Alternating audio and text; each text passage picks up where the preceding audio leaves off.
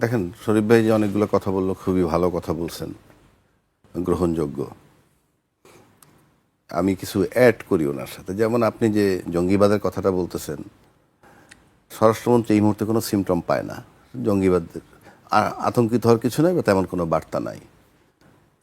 আর জাহিদুর রহমান সাহেব যেটা বলছেন সেটা প্রধানমন্ত্রীর দপ্তরের কথা, কারণ সে তো প্রধানমন্ত্রীর উপদেষ্টা।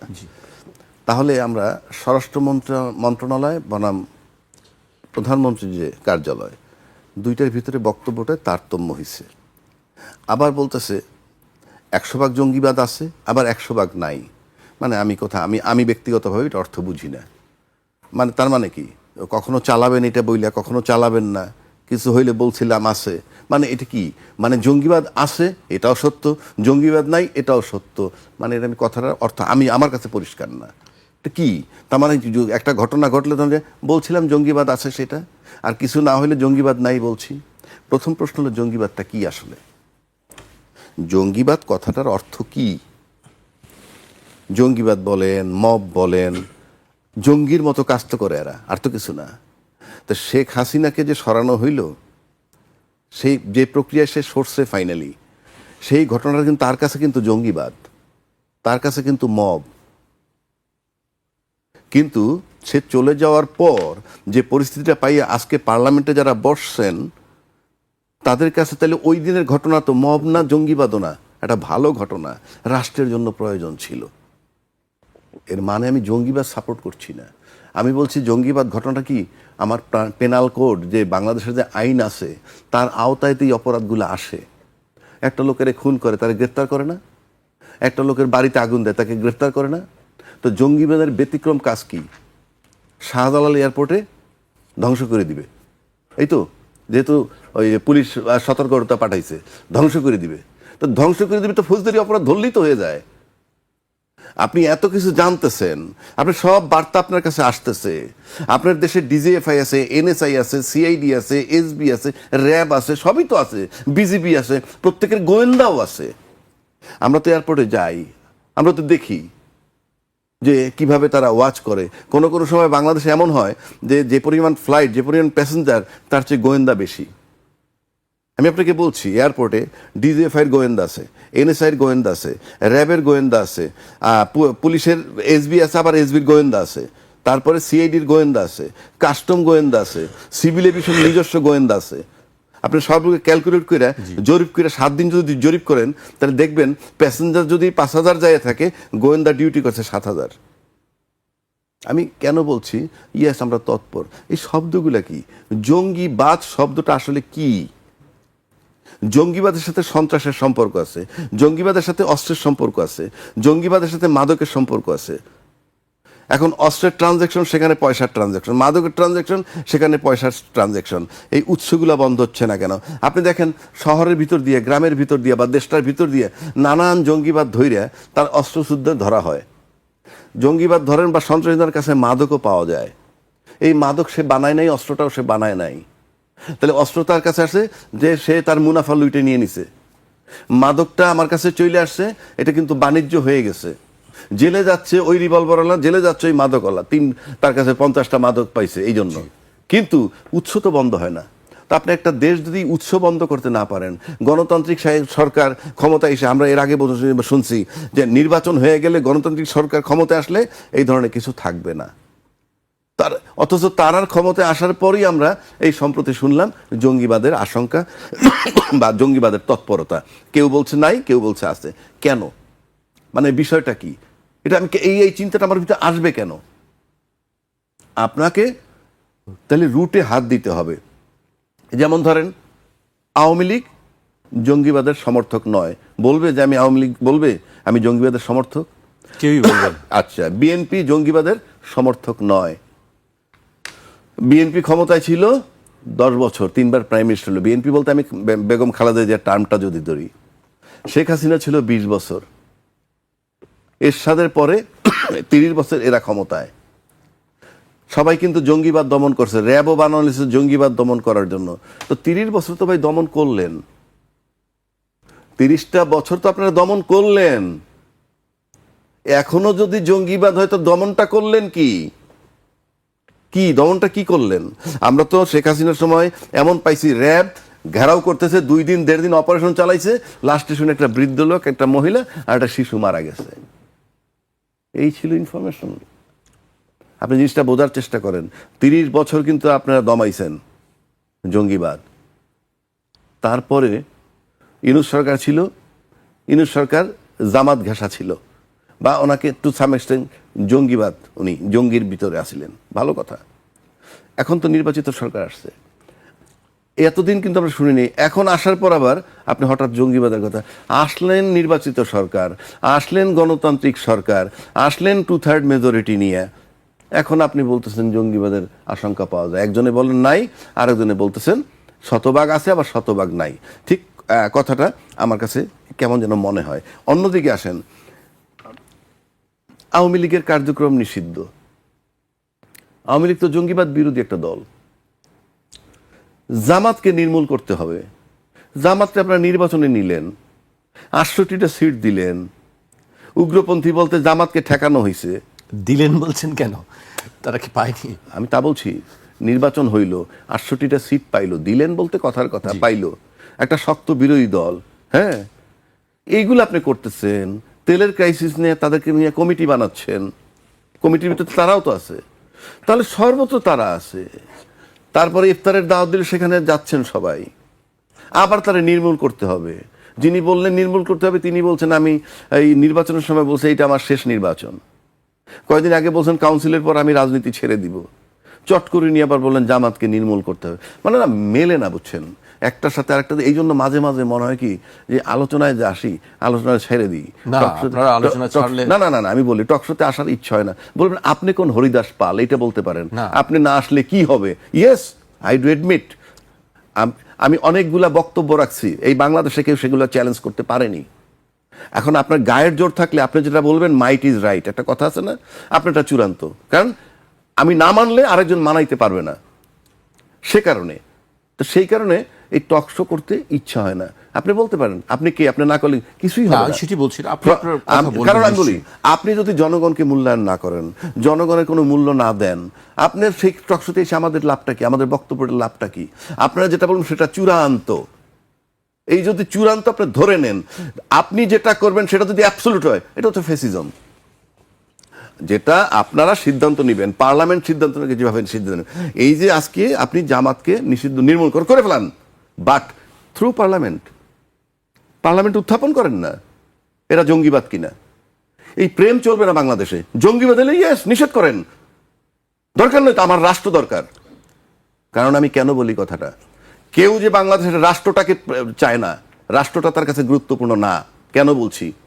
একটা কথা আসছে যে আমেরিকার সাথে একটা চুক্তি করছে 3 দিন আগে, 12 তারিখ ইলেকশন হয়েছে, 9 তারিখে চুক্তি করছে। 6 লাভ, আমি একমত। নৈতিকভাবে যদি ধরি আমি, ওই 3 দিন আগে একটা চুক্তি হয় না। 3 দিন আগে এরকম একটা চুক্তি করা উচিত না।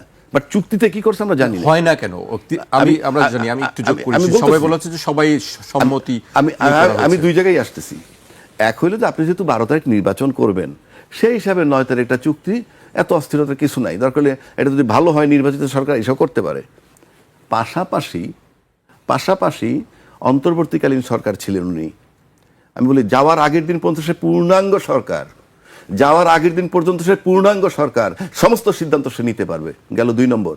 3 নম্বর, বলা হয়েছে এই সিদ্ধান্ত আজকে যে ক্ষমতাসীন দল এবং বিরোধী দল তাদের সাথে আলোচনা করে তাদের সম্মতি নিয়ে এটা করা হয়েছে। প্রশ্ন হইতে পারে এখন, কেউ কেউ বলছেন যে ওই যে সব মেনে নিছি, যদি নির্বাচন না হয়, যদি না হয় সেজন্য মেনে নিছি, গণভোটও মেনে নিছি, এই কথাও বলছে। তার মানে এই যে রাষ্ট্র, মানে আজকের যে সরকারের তরফ থেকে বা সোশ্যাল মিডিয়া আমরা যেগুলা পাই, তাতে একটা জঘন্যতম চুক্তি করছে দেশ বিরোধী। আমি চুক্তি জানি না, কিন্তু সবাই যেহেতু বলছে আমি মেনে নিছি, ওটা রাষ্ট্রবিরোধী চুক্তি। তাহলে যারা সম্মতি দিছিল কেন, যে ওই চুক্তি না হলে নির্বাচন হবে না সেই জন্যে? তাহলে কি আপনার কাছে নির্বাচন গুরুত্বপূর্ণ ছিল? দেশ রসাতলে যাক, ভেরি সিম্পল। আমাদের কথা হইল তখন আপনার আন্দোলন করেন, ইউনূস সাহেব গেট লস্ট, আপনি চলে যান, আপনার দরকার নাই, আরেকটা সরকার আসুক, সে এসে নির্বাচন দেখ, আপনার এই চুক্তির দরকার নাই। সেটা না করে আপনারা কি করছেন তাইলে, যে চুক্তিটা হয়ে যাক তারপরে নির্বাচন করি। তাহলে আমার কাছে রাষ্ট্র বড় না, রাষ্ট্রবিরোধী চুক্তি হয়েছে সেটাও বড় না, বিষয়টা হচ্ছে আমি ক্ষমতায় যাব। এই জন্য বলছি কি হবে আপনার টকশোতে এসে আলোচনা করলে। আমি আরেকজনের টকশোর কথা বলি, একজনের দায়িত্বশীল ব্যক্তি বললেন যে একটা ওত নেওয়ার পর দ্বিতীয় ওতটা নেওয়া যায় না, দ্বিতীয় ওত যদি নেয় তাহলে আগের শপথ যে নিয়েছিল সেটা নালিফাই হয়ে যায়, অর্থাৎ ওইটা আগের পদটা বাতিল হয়ে যায়। অর্থাৎ যারা সংসদ সদস্য হিসেবে একটা ওত নিছে, দ্বিতীয় ওত নিছে সংস্কার পরিষদের সদস্য হিসাবে, এই ওত নেওয়ার দিয়ে সংস্কার পরিষদের সদস্য ওত নেওয়ার পর নাকি আগেরটা বাতিল হয়ে গেছে। মেম্বার অফ পার্লামেন্ট একজন উনি আছেন, সে বলছে এই কথাটা। তার দৃষ্টি আকর্ষণ করতে চাই, আপনি যদি মনে করেন আপনার ব্যাখ্যাটা যৌক্তিক কারেক্ট, আপনি স্পিকারের দৃষ্টি আকর্ষণ করেন, আইনা বলেন এদের দ্বিতীয় শপথ নেওয়ার কারণে তাদের সদস্যপদ বাতিল হয়ে গেছে, আগের শপথটা বাতিল হয়ে গেছে, সুতরাং নোটিশ দিয়ে তাদেরকে ইয়ে করেন, পদগুলাকে শূন্য করে উপনির্বাচন করেন, না ভেক কথা বলবেন না। আপনি কারোর সদস্যপদ থাকে না, যারা দ্বিতীয় কারো সদস্যপদ থাকে না, যেহেতু যদি নালিফাই হয়ে যায় দ্বিতীয় নেওয়ার জন্য। পাশাপাশি এটাও বলছি, half knowledge is very dangerous. আপনি পার্লামেন্ট, আমাদের যে সংবিধান যেটা এক্সিস্টিং আছে, সেখানেও 3টা শপথ নেওয়ার সুযোগ আছে। প্রথম শপথ যিনি মেম্বার অফ পার্লামেন্ট হন, সবাই একসাথে একটা শপথ নেন, তার ভিতর থেকে 22-30 জন আবার মন্ত্রী হবেন, তারা মন্ত্রী হিসাবে একটা শপথ নেন, তারপরে আরেকটা নেন রাষ্ট্রের গোপনীয়তা রক্ষার জন্য আরেকটা শপথ নেন। এগুলো না যাই না যদি বলেন, হ্যাঁ, আর সব বাদ দিলাম, আপনাদেরটা কারেক্ট, আপনি মেম্বার অফ পার্লামেন্ট, আমি তার দৃষ্টি আকর্ষণ করতেছি, হয় কথা উইথড্র করবেন, নাহলে আপনি স্পিকারকে নোটিশ দিয়ে বলবেন যে এদের সদস্যপদ নাই, দ্বিতীয় শপথ নেওয়ার কারণে এদের সদস্যপদ শূন্য হয়েছে, এখানে উপনির্বাচন করতে হবে। এই জন্য বলছি যে আমরা সব রং, যত লোক আমরা কথা বলি সব রং, এবং যেহেতু আপনার গায়ে শক্তি আছে সেই জন্য আপনার সব রং, যেহেতু আমাদের কি হবে কথা বলে কোনো লাভ নাই। এই জন্য বলি মাঝে মাঝে খুব ফ্রাস্ট্রেটেড হয়ে যায়। আবার বলতে পারি, আপনি বলতে পারেন আপনি ফ্রাস্ট্রেটেড হলে কি আসে, ইয়েস, জনগণের 4 পয়সার মূল্য নাই বাংলাদেশে। আমি আপনাকে বলে দিচ্ছি, Bangladesh is for 20% of the people.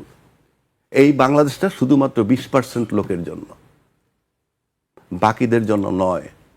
বাকিদের জন্য যারা ভোট দিতে যায়, ওই যে বলে গণভোট দিছে, এটার ভিতরে কি আছে কেউ বোঝে না। আরে ভাই, গণভোট বুঝে না, ভালো কথা, বুঝলাম আপনারটা তর্কের খাতিরে। যেই ছেলেটা 18 বছর বয়স, যে ছেলেটা মেয়েটা ভোটার হয়েছে, সে কি জানে কারে ভোট দিলে ভালো আইন পাশ করবে? পার্লামেন্টের সদস্যের কাজ কি? তাদের কাজ আইন পাশ করা। তারা তো একজনের প্রশ্ন করে বসে, এই লোক নাকি এমপি হবে, কি সে তো ব্যাংকের ঋণ খেলাপি, এই লোক নাকি এমপি হবে, আইন বলতেছে যে সে ডুয়েল সিটিজেনশিপ থাকলো না, এই প্রশ্ন করে। আবার তাদের ভোটে যারা গণভোট বোঝে না, যারা ওই 18 বছরের বাচ্চাটা যারা স্কুলে নিয়ে আসে বাপ মা, সে তো ওই ভোটও বোঝে না, সেইটাকে ক্যাশ করে দেশ চালান, এবং সেই 80 ভাগ লোককে অবহেলা করে মাত্র 20 ভাগ লোকের সুবিধা থাকেন আপনারা আরামে। মানুষকে যখন মূল্য দেন না, গায়ে শক্তি আছে, চালিয়ে যান, দেখা যাক বাংলাদেশে শেখ হাসিনার চেয়ে ক্ষমতাধর কোনো লোক আগামী 100 বছরে আসে কিনা সন্দেহ। তাকে যখন বিদায় নিতে হয়েছে, all of you are requested to think about that. আসলে কোনটা রং কোনটা রাইট মানুষই সেটি সিদ্ধান্ত নেবে, আর আপনারা আপনাদের বক্তব্য বলবেন, কথা বলবেন, আমরা সেই আশা করি। এ পর্যায়ে আমাকে একটা বিরতিতে যেতে হচ্ছে, একটা বিরতি নিচ্ছে, ফিরছে এখনই।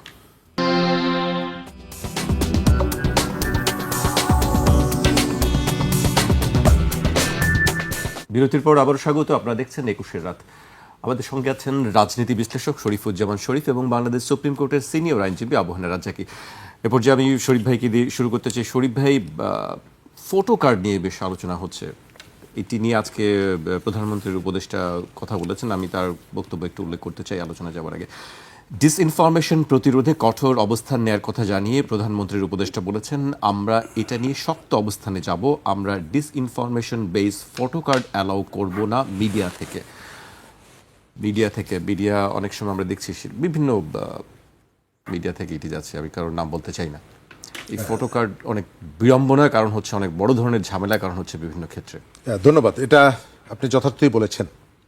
আমাদের একটা গণ অভ্যুত্থানের পরে সমাজের মধ্যে একটা অস্থিরতা আছে, এবং পৃথিবীর যে কোনো জায়গায় এই ধরনের রাজনৈতিক পরিবর্তনের পরে যারা এগুলোর সঙ্গে সরাসরি যুক্ত থাকে তাদের একটা মনস্তাত্ত্বিক পরিবর্তনটা আসে।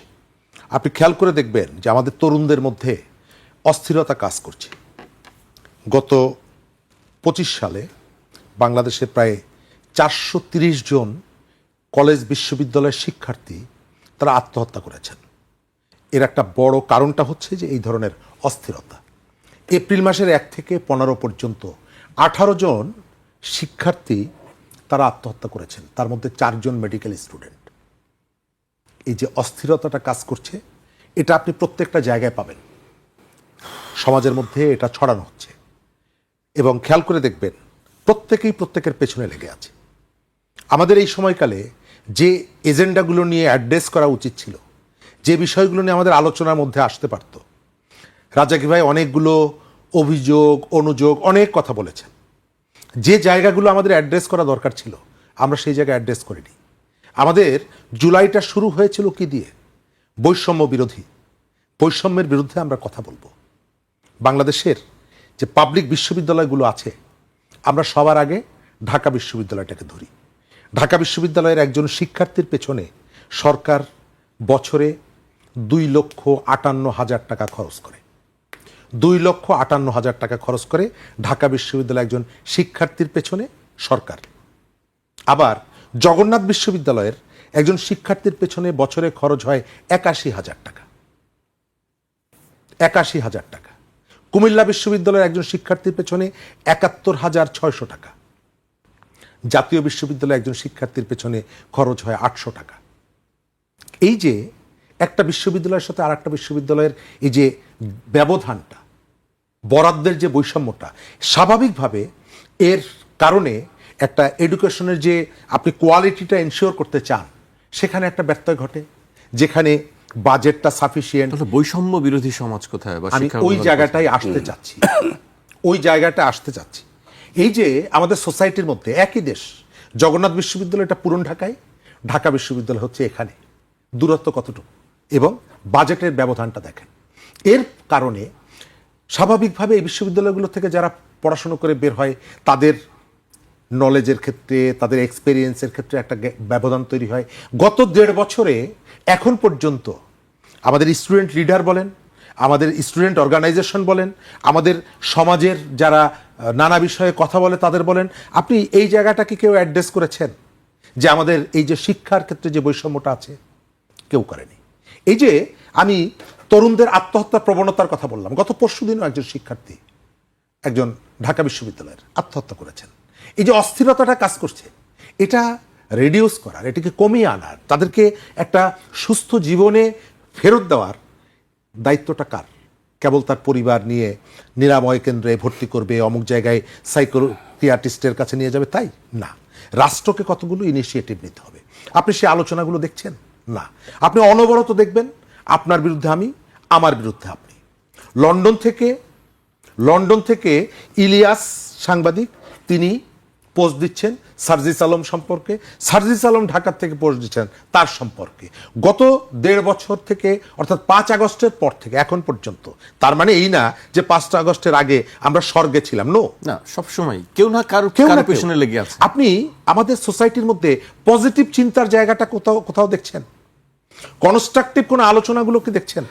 আপনি সোশ্যাল মিডিয়ায় দেখবেন কেবলমাত্র ঘৃণা, একজন আর একজনের বিরুদ্ধে ঘৃণা, এবং স্ববিরোধিতা আছে। রাজেকে ভাই অনেকগুলো কথা বললেন। এই যে সংসদে গত পরশুদিন ভালো লেগেছে, বিরোধী দলের একজন তরুণ এমপি বলছেন, আমি ধন্যবাদ জানাচ্ছি জাতীয় সংসদের মাননীয় হুইপ আসাদুল হাবিব দুলুকে, তিনি আমাদের সবার জন্য নাটোরের কাঁচাগোল্লা নিয়ে এসেছেন এবং আমাদের সবাইকে দিয়েছেন। আবার পরের দিন সকালবেলা বলছেন পার্লামেন্টে আমাদেরকে কথা বলতে দিচ্ছে না, পার্লামেন্টে আমাদেরকে কণ্ঠরোধ করছে, আপনাকে দেখে নিব। আবার আরেকজনে বলছে যে এদেরকে সমূলে উৎপাটিত করতে হবে, উচ্ছেদ করতে হবে। অর্থাৎ এই যে সকালে এক রকমের বক্তব্য, বিকালে এক রকমের বক্তব্য, পার্লামেন্টের ভেতরে এক বক্তব্য, রাস্তায় আর এক ধরনের বক্তব্য, এবং এর ভেতর থেকে সমাজের মধ্যে অস্থিরতা তৈরি হচ্ছে। মিডিয়ার একটা অংশের মধ্যে অসুস্থ একটা প্রতিযোগিতা, ভিউ ব্যবসা। আমি অনেক জায়গায় 2-1জনকে বলেছি, রাজ্যকে ভাই খেয়াল করে দেখবেন যে তারা খোঁজে যে এই গেস্টের সঙ্গে গন্ডগোল আছে কার, ঝগড়া হইতে পারে কার, আরেকজন গেস্ট খুঁজে বের করে, তারপরে 2জনকে বসিয়ে দিয়ে একটা প্রশ্ন নিয়ে একটা ক্যাচার লাগাই দিল, 2জন ঝগড়াঝাটি করলো, ওইটা কেটে পরে রিল বানিয়ে। একদম ঠিক। এটি একটা মিডিয়ার কেবলমাত্র এই ব্যবসাটাই কি তার মুখ্য? মানে কার সঙ্গে কার লাগবে, কার সাথে কার লাগবে, এইভাবে সিলেক্ট করা হয়, এইভাবে খুঁজে বের করা হয় যে অমুকের সাথে লাগবে কার, তার।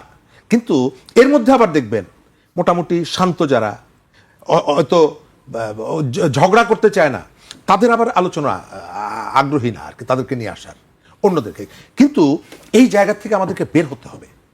আপনি পৃথিবীর প্রত্যেকটা দেশের মিডিয়ার একটা সোশ্যাল কমিটমেন্ট থাকে।